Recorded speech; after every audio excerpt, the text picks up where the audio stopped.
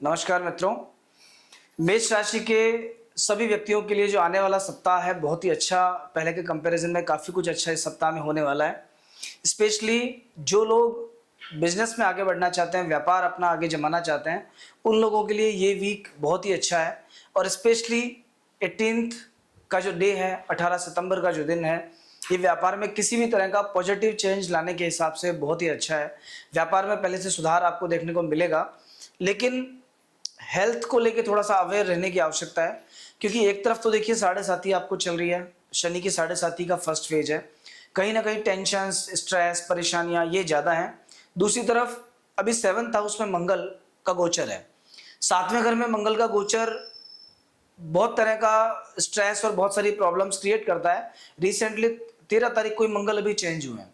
13 को जो चेंज आया, 7th हाउस होता है मारक भाव, यहाँ पे मंगल होने का अर्थ है कहीं ना कहीं स्वास्थ्य को लेकर परेशानियां क्रिएट होना। और स्पेशली जिन लोगों को गर्मी से जुड़ी समस्याएं हैं, बॉडी में किसी भी तरह का हीट या गर्मी से जुड़ी समस्याएं हैं, अगर फोड़े, फुंसी, रक्त विकार ये सब आपको अक्सर होता रहता है, तो ये मान लेना इस वीक में ये परेशानी थोड़ी सी बड़ी हुई आपको नजर आएगी। 21 तारीख का दिन स्वास्थ्य में कुछ विशेष गड़बड़ उत्पन्न कर सकता है। वैसे भी अमावस का दिन है, अमावस के दिन मन और शरीर दोनों कुछ कुछ खराब रहते हैं। और जिन लोगों की जन्म पत्रिका में चंद्रमा कहीं ना कहीं डाउन है, उनको विशेष सावधान रहने की आवश्यकता है। 21 तारीख को स्ट्रेस, टेंशन, एंजाइटी जिसको ज्यादा रहती है, उसको भी 21 तारीख को बहुत ध्यान देने की आवश्यकता अभी फिलहाल रहेगी। विद्यार्थियों की अगर बात करें, स्टूडेंट्स की, तीसरे घर में बृहस्पति को गोचर है अभी, और 5th हाउस में तीन तीन ग्रह एक साथ गोचर कर रहे हैं विद्या के स्थान में, केतु, चंद्र और शुक्र। जिस तरह से देवगुरु बृहस्पति विद्या के कारक है, वैसे ही शुक्र भी है। तो कहीं ना कहीं ये मान के चलिए फिलहाल आपकी पढ़ाई लिखाई अभी अच्छी है। कंपटीशन को लेके कुछ अच्छा हो सकता है।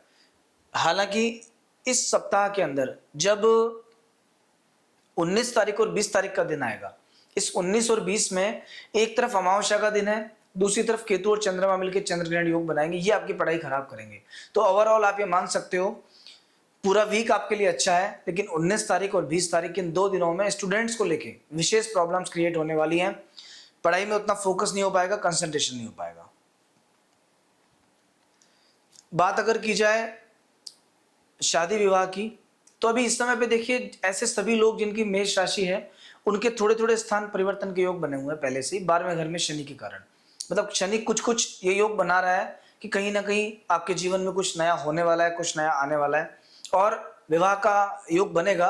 पर फिर भी जब तक ये बृहस्पति देवता मिथुन राशि में विराजमान है, तब तक इस योग को उतना बल नहीं मिलेगा, और इसी कारण बनते बनते बात कुछ बिगड़ सकती है। आपकी भी कहीं कोई बातचीत चल रही है अगर, तो वीक के जो स्टार्टिंग के 4 डेज हैं, जो शुरुआती 4 दिन हैं आपके पास में, 15 तारीख से 15, 16, 17 और 18, इन 4 दिनों में बात आगे बढ़ाना, क्योंकि इसके बाद का जो बचे हुए 3 दिन है वो उतने अच्छे नहीं है। इन 4 दिनों में कहीं बात बन सकती है। और इसके बाद जैसे ही बृहस्पति का गोचर चेंज होगा, बृहस्पति मिथुन राशि से निकलकर कर्क राशि में अपनी उच्च राशि में आ जाएंगे, तब गुरु के प्रबल होने से कहीं ना कहीं मांगलिक कार्य बढ़ते हैं। तो आपके भी घर परिवार में, जीवन में ये सब मांगलिक कार्य होने की संभावनाएं थोड़ी सी बढ़ जाएंगी। अभी वर्तमान में देखिए सभी ग्रह आपके अनुकूल हैं। एक शनि विशेष परेशानी करने वाले हैं कि 12वें घर में शनि का काम होता है कहीं ना कहीं बनते बनते काम को बिगड़ना, खर्च की अधिकता देना। तो शनि का उपाय आप करोगे अगर, तो लाइफ में थोड़ा सा पैसे का मूवमेंट स्टार्ट होगा, थोड़ी सफलता आपको ज़्यादा मिलेगी, स्वास्थ्य थोड़ा सा आपके अनुकूल रहेगा। और जो लोग नौकरी पेशा, नौकरी में जो चाहते हैं कि थोड़ा सा समय अनुकूल आए, उन लोगों को भी अभी कुछ कुछ समस्याएं आ रही हैं, शनि के उपाय करने आवश्यक है। तो शनि का उपाय सभी मेष राशि के व्यक्तियों को जरूर करना चाहिए, और सबसे अच्छा उपाय होता है प्रतिदिन हनुमान चालीसा का एक पाठ करना संध्या के समय। जिस समय सूर्य अस्त होने वाला होता है, या तो उस समय कीजिए, या सुबह सुबह सूर्योदय से लेकर के 2 घंटे का जो टाइम है, या 3 घंटे तक का मैक्सिमम ये टाइम बेस्ट होता है। इस समय आप एक हनुमान चालीसा पढ़ो पूरे मन से, या संध्या के समय पढ़ो। हो सके हनुमान जी के किसी मंदिर में 4 परिक्रमा अगर आप लगा सकते हैं तो वो भी ठीक है। ओम अम अंगारकाय नमः, इस मंत्र का जप करेंगे अगर, तो मंगल आपकी राशि के स्वामी है, तो धर्म, कर्म, अध्यात्म, पूजा पाठ में आपकी रुचि भी बढ़ेगी, स्वास्थ्य भी आपको सपोर्ट करेगा, और जो बुरे फल हैं वो अच्छे फलों में कन्वर्ट होंगे। तो ये सब उपाय आपको शनि के लिए करना पड़ेगा। राहु ग्रह फिलहाल आपके लिए पॉजिटिव है। इस वीक में भी क्योंकि चंद्रमा का जो गोचर रहेगा वो आपको थर्ड, फोर्थ एंड फिफ्थ, 3 जगह पे रहेगा। फोर्थ के गोचर को अगर छोड़ दिया जाए, जब ये कर्क राशि में चंद्रमा विराजमान रहेंगे 17 और 18 को, इन 2 दिनों को अगर छोड़ दिया जाए तो बाकी का पूरा टाइम आपके लिए नौकरी के हिसाब से, घर परिवार के हिसाब से, पारिवारिक रिश्तों के हिसाब से सपोर्ट करने वाला है। तो ओवरऑल ये सप्ताह बढ़िया है। 11वें घर के बृहस्पति के कारण कहीं ना कहीं व्यापार व्यवसाय में ग्रोथ होगा, मैनेजमेंट लेवल आपका बढ़ेगा, इंडिपेंडेंट होकर काम करने की भावना थोड़ी सी आएगी। बीच के 2 दिनों में जो मैंने आपको 17 और 18 बताया, यहाँ थोड़ा सा स्वास्थ्य पे फोकस रखना, अदरवाइज हो सकता है हेल्थ इश्यूज के कारण आपके व्यापार व्यवसाय में भी फर्क आए, थोड़ा सा सोशल भी, ऐसा मान लीजिए समाज में भी कुछ दिक्कतें आपको आने को हों, और जहाँ नौकरी करते हैं वर्क प्लेस में भी जैसा माहौल आप चाहते हो वैसा माहौल नहीं मिलेगा। बेवजह लोग आपसे झगड़ा कर सकते हैं, बेवजह की समस्याएं सामने क्रिएट हो सकती हैं, और इन सभी परेशानियों के कारण आप थोड़ा सा परेशान रह सकते हैं। केवल 17 और 18 को, इस पूरे वीक में जो 15 से लेकर का 21 तारीख तक का जो 7 दिन का समय है, इसको पंचांग के अनुसार हमने आपके लिए तैयार किया है। क्या होता है, कभी कभी तिथिवार नक्षत्र योग करण के संयोग के अनुसार कोई विशेष योग उत्पन्न हो जाता है जो किसी काम के लिए अच्छा होता है।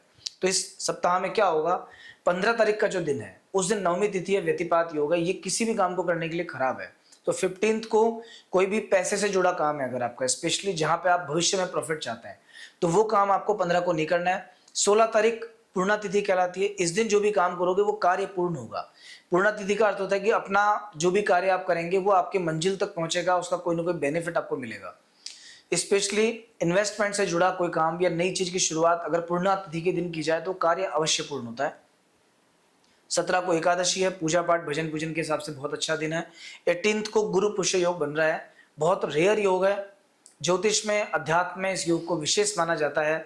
इस दिन अगर पूजा पाठ की जाए, नई चीज की शुरुआत की जाए, कोई भी साधना की जाए, कोई उपाय किया जाए, अगर मान लीजिए कोई ग्रह आपका खराब है और उसके लिए कोई पर्टिकुलर रेमेडी करना चाहता है, अदर डेज में आपको बहुत मेहनत लगेगी और इस दिन एक दिन वो काम करने से काम हो जाएगा।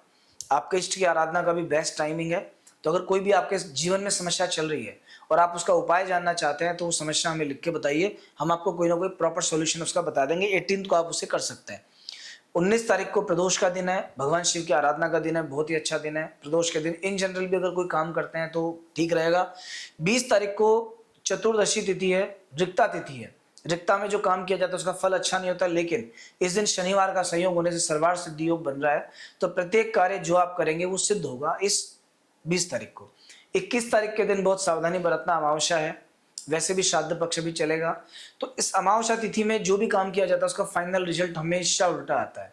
कोई नई चीज अगर लेके आ गया तो खराब होना तय है, कोई नया काम कर लिया तो बिगड़ना तय है।